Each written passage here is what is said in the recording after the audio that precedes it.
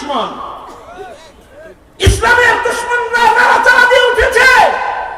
হাত্তাকে বাংলাদেশে ইসলামকে মিটিয়ে দেওয়ার চক্রান্ত করা হচ্ছে, চক্রান্ত করা হচ্ছে।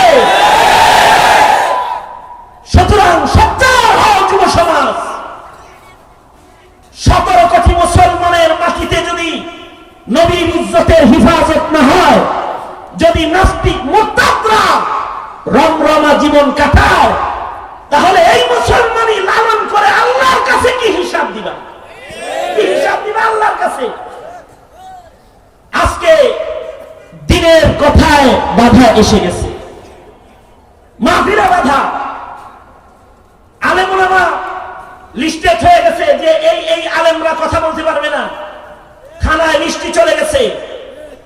মুসলমান দেশের যুবশক্তি সরকারকে বলো, আলেমদের লিস্টি করা লাগে, নাস্তিকদের লিস্টি করো দেশে।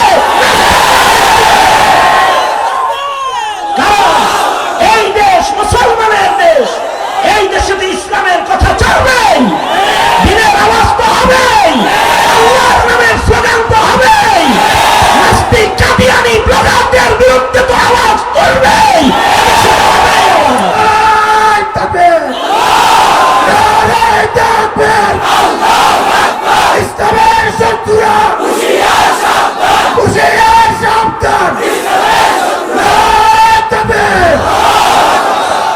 আমার যুবক ভাইরা, আপনাদেরকে বলবো, যৌবন কার দান? আল্লাহর রাসূল সাল্লাল্লাহু আলাইহি ওয়াসাল্লাম নবীজির কাছে এসে সাহাবী বলে, ওগো আল্লাহর নবী, আমি একটা ছোট্ট বাচ্চা পালতে আনছিলাম, স্যারে আমি লালন পালন করছি, এটা কয়দিন আগে বালেগ হইছে। বাচ্চা যখন বালেগ হয়, সন্তান যখন বালেগ হয়, তখন তার উপরে ফরজ বিধান বর্তায়। বালেগ হওয়ার সাথে সাথে নামাজের বিধান, রোজার বিধান, পর্দার বিধান সব বর্তায়। সাহাবী বলে, ওগো আল্লাহর নবী, একটা সন্তান পালক আনছি, পালতেছি, এই ছেলেটারে এই যে ছোটবেলা থেকে পালছি, এটা বালেগ হইছে, কিন্তু আমার এই ছেলেটা বাপ মার জন্য খুব মায়া, যদিও পালক সন্তান নিজের মায়া এত বেশি আমার ওই সন্তানের জন্য যে আমিও তার জন্য পাগল, আমার বিবিও তার জন্য পাগল। সন্তানটারে না দেখলে আমার বিবি অস্থির হয়ে যায়, সন্তানটা আমার বিবিরে না দেখলে অস্থির হয়ে যায়। কিন্তু আল্লাহর নবী পর্দার বিধান নায়া পড়ছে, মায় সন্তানের মায়ায় সন্তানের কাছে যায়, সন্তান মায়ের মায়ায় সন্তান মায়ের সামনে চলে যায়। এই যে পর্দার বিধান লঙ্ঘন হয়, এইটা তো আমার ভাল লাগে না আল্লাহর নবী। তার মানে এখান থেকে একটা মাসআলা তোমরা শিখে যাও, কাউরে পাললে অথবা সন্তান বলে ডাক দিলে সে সন্তান না, মা বলে কাউরে ডাক দিলে সে মা না। শরীয়তে ইসলামী মা বাবার একটা বিধান আছে,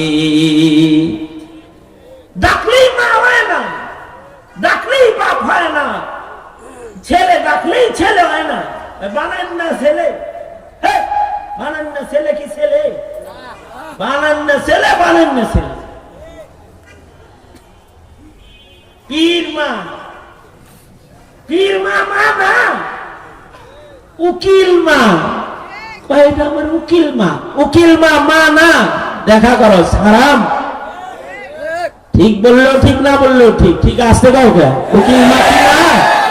বিয়ের উকিল দিছে, উকিল মা, পর্দা নাই, দেখে আমনা আমনা কেউ যায়, হ্যাঁ পর্দা নাই, পর্দা আছে। হ্যাঁ, 2জন 3জন মায়ের সামনে যাওয়া যায়, শাশুড়ি মা, বউয়ের সম্পর্কে যে মা, তার সামনে যাওয়া যাবে, ইনি মা। আর 2টা বিশেষ মা, একটা হলো যে মায়ের পেটে আমরা ছিলাম, যে মা আমাদেরকে জন্ম দিছে সেই মা, আর আরেকটা মা হলো যে মায়ের দুধ খাওয়ায়, দুধ মা। শরীয়তে ইসলামে দুধ মায়েরও সম্মান, দুধ মায়েরও বিধান আছে। কোন সন্তান যদি কোন মহিলার দুধ পান করে তাহলে ওটা দুধ মা হয়ে যায়।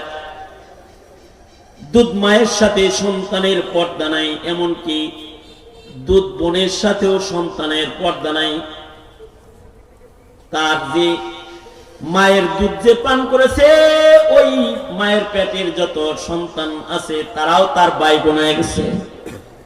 এবার দুধ বোনের সাথে পর্দা নাই, দুধ বোনের সাথে দেখা দেওয়া যায়, কারণ দুধ বোন আপন বোনের মতো একটা বোন হয়ে গেছে। কিসের দ্বারা? এক ফোঁটা দুধের দ্বারা। এক ফোঁটা দুধ। শরীয়তের বিধান হলো 2 বছর বয়সী কোন বাচ্চা যদি কোন মহিলার স্তন থেকে 1 চোষণ অথবা 2 চোষণ দুধ পান করে তাহলেই এই বাচ্চা আর এই মহিলার মাঝে মা সন্তানের হুকুম কায়েম হয়ে যায়। কারণ এই 1 ফোঁটা দুধও তার দেহে মায়ের দুধের দ্বারা অংশ, শরীরের অংশ সৃষ্টি হয়ে যায় এবং এই সন্তানের সাথে এই মহিলার মা সন্তানের সম্পর্ক কায়েম হয়ে যায়। যেমন আল্লাহর রাসূল হালিমাতুস সাদিয়ার দুধ পান করেছেন। নবীজির 2 মা, একটা মা হলো আমেনা মা। আমেনা মা যে মা আল্লাহর রাসূলকে জন্ম দিয়েছেন, আর নবীজির আরেকটা মা হলো হালিমা মা, যে মায়ের স্তনের দুধ আল্লাহর রাসূল পান করেছেন। দুধ মায়ের জন্য আল্লাহর নবী পাগল ছিলেন। আল্লাহর রাসূল সাল্লাল্লাহু আলাইহি ওয়াসাল্লামকে দেখতে হালিমা মাঝে মাঝে নবীর কাছে আসতেন। আল্লাহর রাসূল নিজের চাদর বিছায়া হালিমাকে বসতে দিতেন, গায়ের চাদরকে মায়ের জন্য বিছায়া বসতেন যে মা বসে এখানে। আল্লাহর রাসূল সাল্লাল্লাহু আলাইহি ওয়াসাল্লাম একদিন যুদ্ধের ময়দান থেকে আসতেছেন, এক জায়গায় বসে রয়েছেন। একটা যুবতী মেয়ে নবীর সামনে দাঁড়ায় কয়, মুহাম্মদ হাত বাড়াও, মুসাফা করি। হাত বাড়াও, মুসাফা করি। মুসাফা আপন বোনের সাথে তো মুসাফা করন যায়, ফুফুর সাথে মুসাফা করন যায়, বিয়ানের লগে আবার মুসাফা করন যায় না কেন? বউয়ের লগে মুসাফা করন যায়, শালীর লগে কিন্তু মুসাফা করন যায় না। খালার লগে মুসাফা করন যায়, তাই বলে খালাতো বোনের লগে মুসাফা করন যায় না। যে সকল মহিলার সাথে বৈবাহিক বন্ধনে আবদ্ধ হওয়া হারাম, এই নারীদের সাথে মুসাফাও করা যায়। দাদি নানি মুসাফা করা যায়, ফুফু খালা মুসাফা করা যায়। কিন্তু একটা অপরিচিত একটা যুবতী মেয়ে আল্লাহর রাসূলের সামনে আয়েশা বলে, মুহাম্মদ হাত দাও, মুসাফা করি। আল্লাহর নবী তো চিনেন না, কার লগে মুসাফা করবেন। নবীজি বিব্রত হয়ে গেছেন। মেয়েটা দাঁড়ায় ধমকি দিয়া বলে, এই মুহাম্মদ হাত দিতে দেরি করো কেন? যদি হাত না বাড়াও তাহলে কিন্তু জড়ায় ধর্ম মুআনাকা করব। নবীজির ধমকি দিয়ে দিছে। আল্লাহর রাসূল বিব্রত হয়ে গেছেন। সরওয়ারে দু আলম নবী বিব্রত হইছেন। সাহাবীরা ভাবতেছে কোন পাগলির পেছে আল্লাহর রাসূল আবার পড়ল। সাহাবীরা আগায় আসতেছে, এমন সময় পেছন থেকে নবীজির মা হালিমা ডাকতেছে, মুহাম্মদ, এই মুহাম্মদ সাল্লাল্লাহু আলাইহি ওয়াসাল্লাম।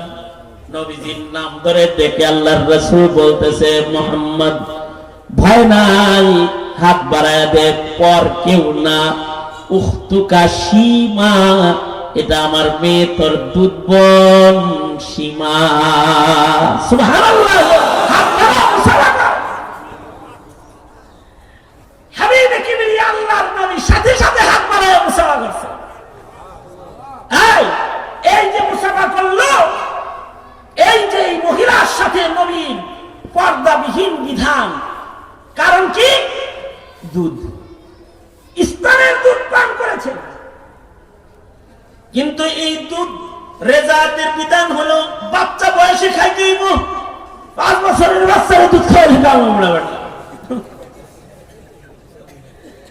এটা হাউলাইনে কামেলাইন 2 বছরের ভিতরে ঘটনাটা ঘটতে হইব। কয় বছরের ভিতরে? হ্যাঁ, মাসালা শিখলাম মিয়া, ও আজ তো খালি নয়। 2 বছরের ভিতরে যদি দুধ খায় তাহলে সন্তান হয়ে যাবে।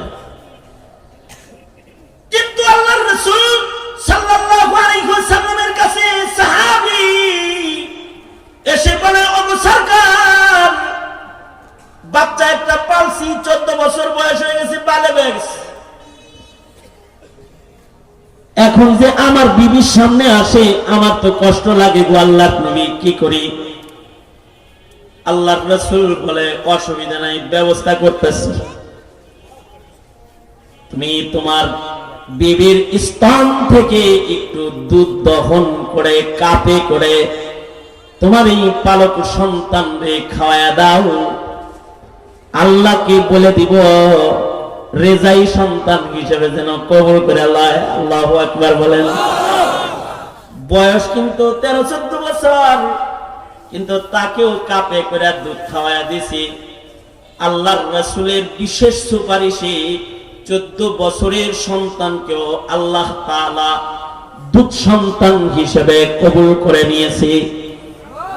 নবী আলাইহিস সালাতু ওয়াস সালামের এটা পার্সোনাল পাওয়ার, এমন কামাল আল্লাহর রাসূলকে আল্লাহ দান করেছেন যে আল্লাহর রাসূল কিছু বললে ওইটা শরীয়ত হয়ে যায়। যার মুখে এত পাওয়ার, তার বুঝি খিদার কষ্ট করার লাগে? তিনি যদি বলতেন ও পাহাড় সোনা হয়ে যায়, স্বর্ণ হয়ে যেত। এক সাহাবী কুরবানির ঈদের নামাজ পড়তে মাঠে আইছে, এরকম কুরবানির ঈদের নামাজ পড়তে আইছে। সাহাবী আইসেই বলে কি, কয় নবী কুরবানি দিয়েছি। তা আল্লাহর রাসূল বললেন, নামাজ পড়লাম না এখনো, তুমি কি এর কুরবানি দিলা? আগে নামাজ পরে কুরবানি, তুমি কুরবানি দিলা কেমনে? মানে কয় না, এটা সকালবেলায় দিয়ে দিছি। আল্লাহর রাসূল বলেন, নামাজের আগে কুরবানি করলে কুরবানি হয় না, আগে নামাজ পড়বা তারপরে কুরবানি করবা। তাইলে আমি যে কুরবানি দিয়ে গোশত পাইটা পাইটা গরিবরে দিয়েছি, তাহলে আল্লাহর নবী এটা আমার কি হইলো? এটা কি কুরবানি হইলো না? আল্লাহর রাসূল বলেন, না এটা কুরবানি হয় না, এটা গোশত খাওয়ানি হইলো। সাহাবী কয়, হায় হায়, তাহলে আমার ওয়াজিব কুরবানির কি হালত হইব? আমার এবছর কুরবানির সব তাহলে হইলো না। আর টাকা থাকলে আর একটা ছাগল কিনে দিয়ে দাও। কয় এমডি পকেট, টাকা পয়সা নাই, ওটা পালা ঘরের জিনিস কুরবানি দিয়ে দিছি। সরওয়ারে তো আলম নবী বলে, তোমার ঘরে কি আর কোনো ছাগল নাই? আর একটা আছে, এটার বয়স কম, মাত্র 6 মাস পিছি, ওটা তো কুরবানি দেওয়া যেমন 1 বছর বয়স হয় নাই। হাবিবি কিবরিয়া মুহাম্মাদুর রাসূলুল্লাহ সাল্লাল্লাহু আলাইহি ওয়াসাল্লাম বলেন, সারা দুনিয়ার সব মানুষ ছাগল কুরবানি দিতে তার 1 বছর বয়স হইতে হইব। এটা বড় হন লাগবো যেন 1 বছরের মতন বোঝা যায়। কিন্তু তোর জন্য আলাদা পার্সোনাল আল্লাহর কাছ থেকে আমি কবুল করায় দিলাম। ওই ছোট ডারে ধইরা নামাজ পড়া যায়, ছুরিটা বসায় দিবি, আল্লাহরে বলে দিব তোরটা যেন পার্সোনাল কবুল করে লয়। আল্লাহু আকবার। আল্লাহর রাসূল সাল্লাল্লাহু আলাইহি ওয়াসাল্লাম আল্লাহরে বলে দিছে, এবারে 6 মাসের বাচ্চাটারে কুরবানি দিয়ে দিছে, কুরবানি হইছে।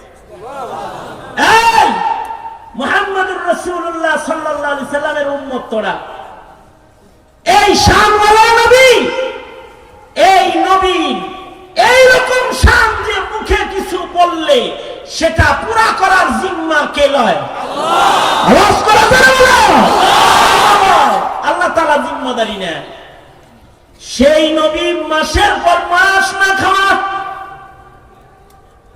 ওই নবী যদি বলতেন, ও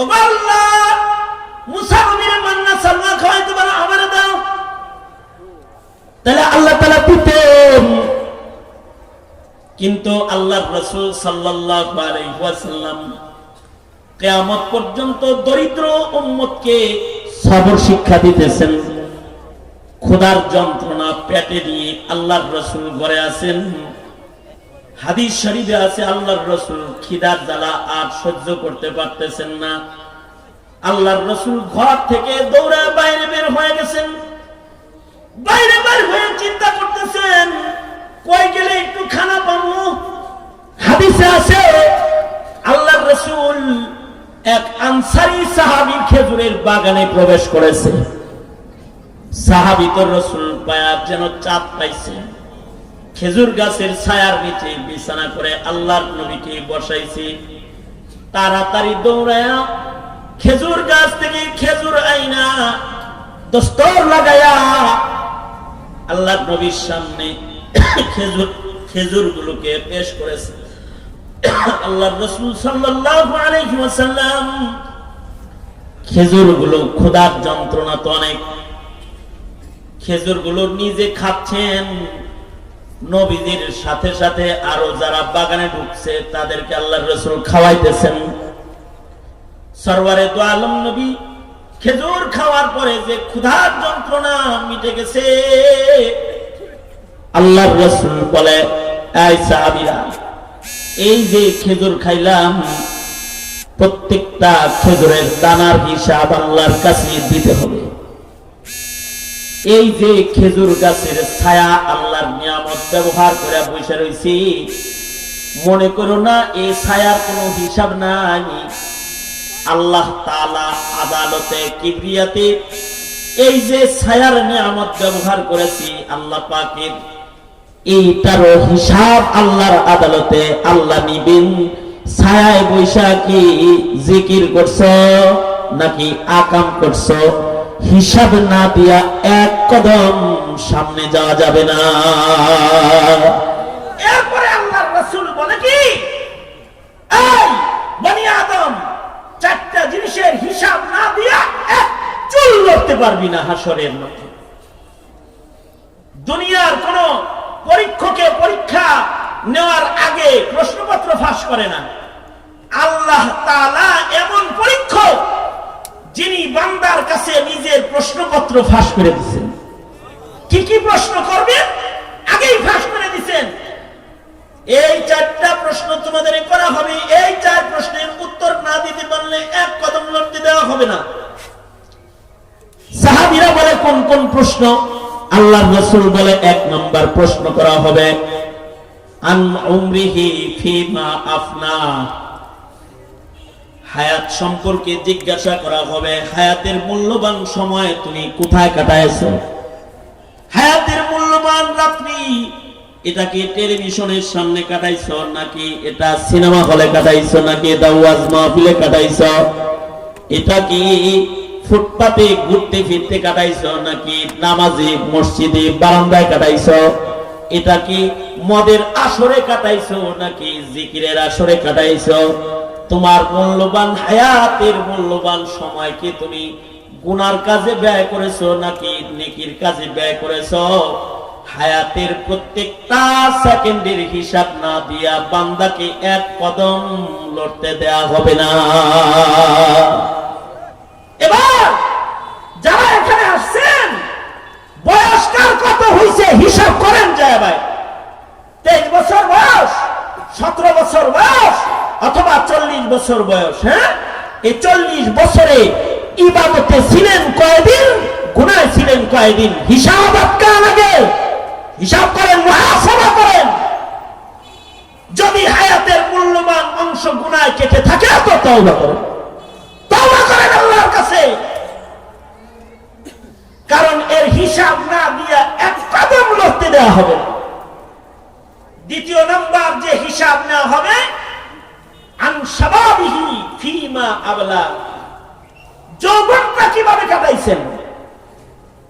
বুড়া বয়সে বাঘ বুজুর্গ হয়, বুড়া হয়ে গেলে বাঘ কয় আমি হাড্ডি খাই না, কারণ দাঁত নাই তো। বাঘ যখন, সিংহ যখন বুড়া হয়ে যায় ও আর শিয়াল ধরতে যায় না, পায়ে জোর নাই তো, তোরা না খাওয়াইছ, আমি মারামারি করে খাই না। তো ছোট ছোট সিংহরা নিজেরা শিকার করে মুরব্বী সিংহরে এনে খাওয়ায় যে উস্তাদজি খান, আপনি তো বুজুর্গ হয়ে গেছেন। এই বুড়া বয়সে বাঘেও বুজুর্গ হয়, বুড়া বয়সে সিংহ বুজুর্গ হয়। দাঁত দুধ পড়ছে, চুলদারি পাকছে, হাড্ডি হুড্ডি গেছে, লাঠি ছাড়া দাঁড়াইতে পারো না, এখন গেছে মসজিদে। কিন্তু জওয়ানিতে কেউ যদি মসজিদে যাও, তাহলে এই জওয়ানির মসজিদের ইবাদতের বন্দিগির বড় পাওয়া। দর জওয়ানি তওবা করদম শিওয়ায়ে পয়গম্বরি, জওয়ানিতে তওবা করা এটা নবীদের নিয়ম। যুব সমাজ যারা এখানে আসছেন, আপনার এই যৌবন কোন নেতার গিফট নয়, আপনার যৌবন কোন দলের দেয়া সম্পদ নয়। আওয়াজ করি দোয়ার পূর্ব মুহূর্তে চিরসত্য কথাটা স্বীকার করে বলুন, যৌবন কার দান? আরো জোরে আওয়াজ করে বলেন, যৌবন কার দান? যৌবনের এই মহা নিয়ামতের হিসাব না দিয়া এক কদম আল্লাহর সামনে লড়াচড়া করা যাবে না। যৌবনটা বান্দা কেমনি কাটাইছে, এটা কি ধর্মের কাজে কাটাইছে নাকি ধর্মের বিরোধিতায় কাটাইছে? এটা কি আল্লাহর জন্য কাটাইছে নাকি শয়তানের সহযোগিতা হয়ে গেছে? এটা কি বন্দিগিতে কাটছে নাকি আকাম কুকামে কাটছে? ময়দানে মাহশরে যৌবনের হিসাব নেওয়া হবে। তবে কেউ যদি যৌবনে তওবা করে আর যদি যৌবনে আবেদ হয়ে যায়, হাসরের মাঠে যুবক বয়সের আবেদ গুলাকে আল্লাহ আরশের ছায়া দান করবে। সুবহানাল্লাহ বলেন। সুতরাং আপনারা যারা যুব সমাজ ওয়াজ শোনেন, নামাজ পড়েন, জিকির করেন, ইসলামের জন্য যৌবন কুরবানি দেওয়ার চাহিদা সংরক্ষণ করেন। সব যুবকের যৌবনকে দিনের জন্য কুরবানি দেওয়ার চাহিদা নাই। দলের জন্য কুরবানি দেওয়ার যুবক অনেক আছে, দিনের জন্য কুরবানি দেওয়ার যুবক কম আছে। দিনের জন্য যৌবন কুরবানি, কারণ যৌবন আল্লাহর দান। किसी खाकी पे मत कर खाके अपने जिंदगानी को, जवानी कर फिदा उस पर कि जिसने दी जवानी को, जवानी कर फिदा उस पर कि जिसने दी जवानी को। আজকে এমন একটা সমাজ দুনিয়াতে এখন চলছে, বাংলাদেশে সারা দুনিয়াতে ইসলাম ও মুসলমানদের এমন একটা বিপর্যস্ত হালত চলছে।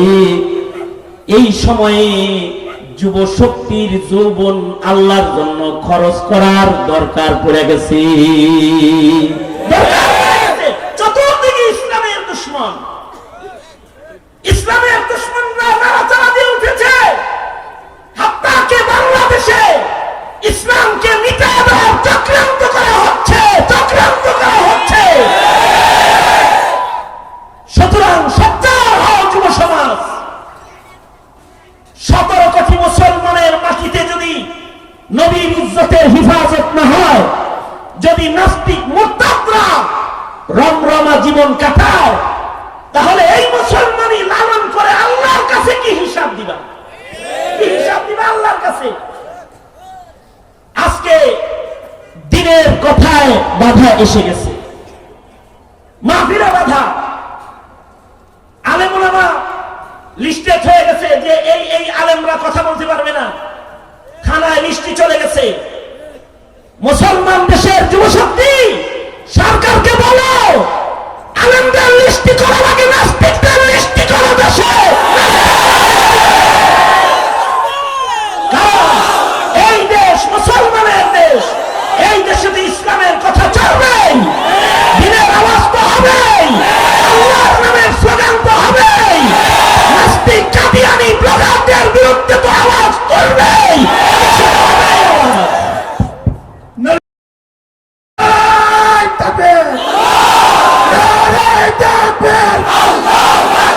ইসলামের শত্রুরা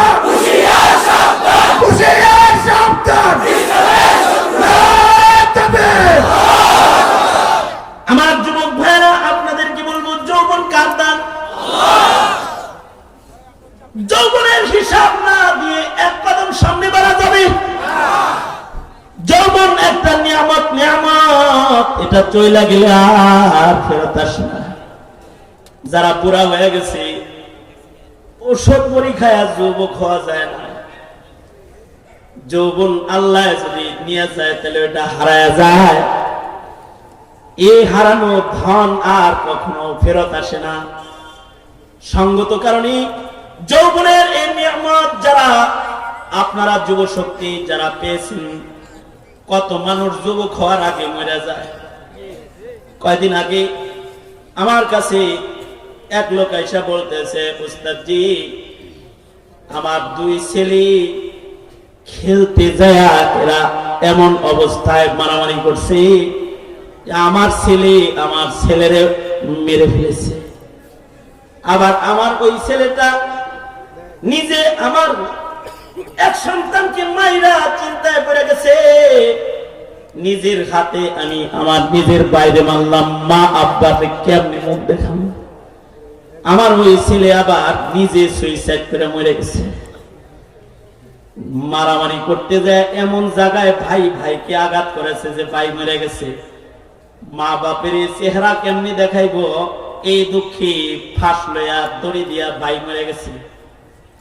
হুজুর দুইটা সন্তান কোলে লইয়া একসাথে কবরে নামাইছি। এই কথা বলে চোখের পানি ফেলে লোকটা কেন্দ্রে দিয়েছে। তার মানে বহু সন্তান আছে ছোট্ট বেলায় মরে যায়, যারা যৌবন পায় না, যুবক পর্যন্ত যারা যেতে পারে না, যাদেরকে আল্লাহ তাআলা যৌবনের নিয়ামত দান করেছে। যৌবনের এই নিয়ামত আল্লাহ পাকের বিশেষ দান। সুম্মা লাতুসআলুন্না ইয়াওমাইযিন আনিন নাঈম। আল্লাহ পাকের প্রত্যেকটা নিয়ামতের হিসাব আল্লাহর আদালতে দিতে হবে। তোমার যৌবনের হিসাব আল্লাহ নিবে। এই দুনিয়ার মাটিতে এই যৌবন যদি ইসলামে কাটাও, এই যৌবন যদি তাবলীগে কাটাও, এই যৌবন যদি মসজিদে কাটাও, এই যৌবন যদি আল্লাহ বিল্লাহ তাসবিহাতের ভিতরে যদি তোমরা কাটাও, তাহলে আল্লাহর রাসূল অন্য হাদিসে বলেছেন ময়দানে মাহশারে যেদিন আঘাত করে সূর্য আসবে, পায়ের নিচের জমিন যখন তামা হয়ে যাবে, ঘামের সাগরে মানুষরা যখন হাসরের মাঠে হাবুডুবু খাবে, আর আল্লাহ তাআলা কাখার রূপ নিয়ে যখন বসে যাবে, ওই সময় কিছু কিছু যুবক যারা তাদের যৌবনকে ইবাদতে কাটায়ছে, তাদের ওই পেরেশান দিনে কোনো পেরেশানি থাকবে না। আল্লাহ তাআলা তাদেরকে স্পেশাল গেস্ট রুমে আরশের নিচে ছায়ার ভেতরে তাদের জায়গা দিবে। ওয়াশাবুন নাশাআ ফি ইবাদাতিল্লাহ। ওই যুবকগুলা আরশের ছায়ার নিচে কঠিন ময়দানে আরামের গেস্ট রুমে জায়গা পাবে, যাদের কাছে কোনো গরম স্পর্শ করবে না। তারা হলো যৌবনের আবেদ জামা, যারা যৌবনে ইবাদতকারী। তাই এই যুব সমাজ আপনাদেরকে বলবো, যৌবনের গুনাহ ছাড়াও বুড়া বয়সে বাঘও বুজুর্গ হয়। তোমরা যৌবনে বুজুর্গ হও, যৌবনে নামাজ পড়া শিখো। যৌবনকে শুধু নেতার নামে আর দলের নামে না, যৌবনকে নবীর নামে খরচ করো, নবীর নামে খরচ করা শিখো, আল্লাহর জন্য খরচ করো। তোমাদের এই যৌবন দিয়ে তোমরা দিনের পাহারাদারি করবা তো ইনশাআল্লাহ। কেউ যদি ইসলামের উপরে আঘাত করতে আসে, তাদের সত্য জবাব তোমরা দিবে তো ইনশাআল্লাহ। তাহলে এই যৌবনের হিসাব দেওয়া আসান হয়ে যাবে। হাসরের কঠিন ময়দানে আরো যে সকল প্রশ্ন করা হবে মাল দৌলত সম্পর্কে, আন মালিহি, মাল সম্পর্কেও জিজ্ঞেস করা হবে। টাকা কে কেমনে কামাই করছো, হারাম পন্থায় কামাই করছো নাকি হালাল পন্থায় কামাই করছো, ঘুষ খায়া কামাই করছো নাকি সুদ খায়া কামাই করছো, কিভাবে মাল খরচ করেছো। আর এই ওয়াজ মাহফিলে আয়া যে খালি মজার মজার ওয়াজ শুনো, ইলম গুলা যা হাসিল করো, ওয়ান ইলমিহি, এবং ইলম সম্পর্কেও তোমাকে জিজ্ঞাসা করা হবে যা তুমি ইলম অর্জন করেছো এগুলার উপরে আমল করো, নাকি কানের মজা লও, হিসাব দিতে হবে। শুই না মজা পাও, এই কৌতুকের ওয়াজ না, কৌতুকের ওয়াজ না, আমলের ওয়াজ। যা ইলম হাসিল করো এগুলো আমল করবা। পারবা তো ইনশাআল্লাহ? কারা কারা পারবা? আপনারা ওয়াদা করো আল্লাহর কাছে, আল্লাহ তুমি কবুল করো। জয় বলেন আমিন। এই দেশে যদি ইসলাম রক্ষার কোন ডাকুরানা এখানে দেয়, এই দেশে যদি নাস্তিক মোর্তাদের বিচারের কোন দাবি আসে, এই দেশে যদি কাদিয়ানীদেরকে অমুসলিম ঘোষণার কোন ডাক এসে যায়, এই ডাক বাস্তবায়নে তাদের যৌবনের শক্তি ব্যবহার করবে তো ইনশাআল্লাহ। আল্লাহ সবাইকে কবুল আর মঞ্জুর করেন। যৌবনের ইবাদত, যৌবনের নিয়ামতের কদর করার তৌফিক দান। কারণ সুম্মা লাতুসআলুন